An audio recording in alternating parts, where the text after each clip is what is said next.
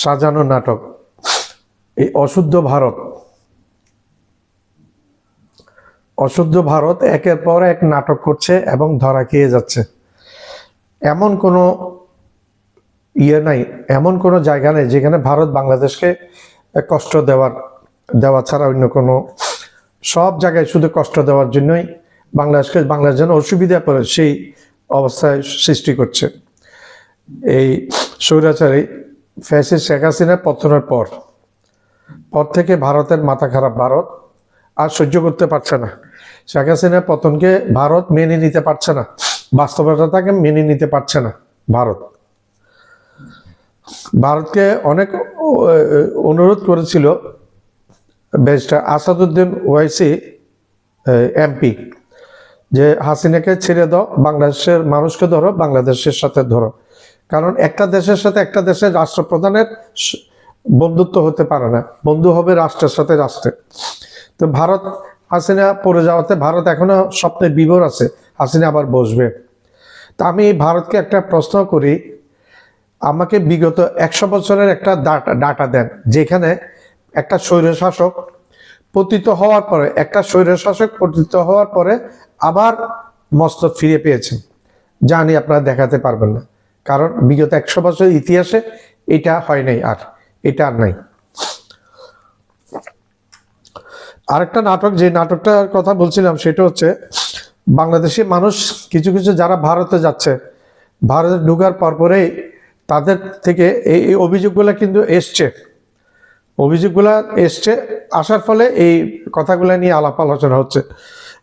বাংলাদেশের মানুষ ভারতে ঢোকার পরপরে তাদের পাসপোর্টগুলো কেড়ে নিয়ে নেওয়া হচ্ছে এবং তাদেরকে শিখিয়ে দেওয়া হচ্ছে যেন তাদেরকে একটা ফলস ইন্টারভিউ ব্যবস্থা করে, একটা ভুয়া ইন্টারভিউ ব্যবস্থা করে। ইন্টারভিউতে শিখিয়ে দেওয়া হচ্ছে যেন তারা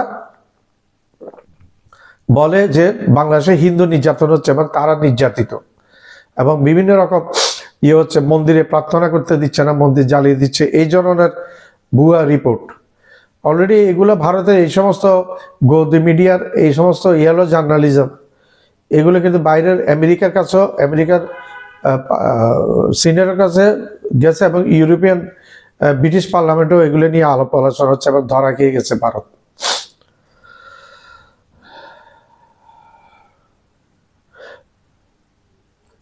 বাংলাদেশের ব্যাপারে ভারতের 2টা বিশেষ চ্যানেল অতিরিক্ত ভুল তথ্য দিয়ে যাচ্ছে অনবরত। তাদের কাজ হচ্ছে এগুলো মোদি সৃষ্টি করা গদি মিডিয়া, এগুলো অনবরত মিথ্যা প্রচার করে যাচ্ছে।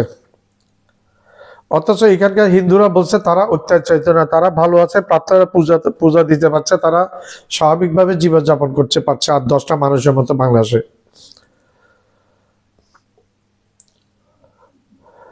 এবং ভারতে যে সমস্ত মানুষ পাসপোর্ট নিয়ে ঢুকছে, পাসপোর্ট কেড়ে নিয়ে তাদেরকে জোর করছে তারা যেন মিথ্যা তথ্য বলে এই ভিডিওর সামনে।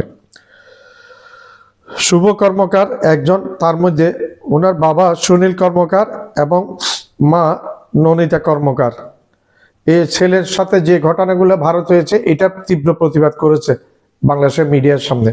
তারাই এই গোবরগুলা ফাঁস করে দিয়েছে। ভারত প্রথমে ইসকন নিয়ে একটা নাটক সাজাতে চেয়েছিল, সেই ইসকন নাটক ভারতের শেষ হয়ে গেছে, ধরা খেয়ে গেছে। এখন তারা সংখ্যালঘু কার্ড নিয়ে খেলতে চেয়েছে, কিন্তু সেটাও এখন মাঠে মারা গেছে। হিন্দু নির্যাতনের নাটক তারা সাজাতে চাচ্ছে, কিন্তু তাদের হালে এগুলি কিন্তু পানি পাচ্ছে না। ধন্যবাদ।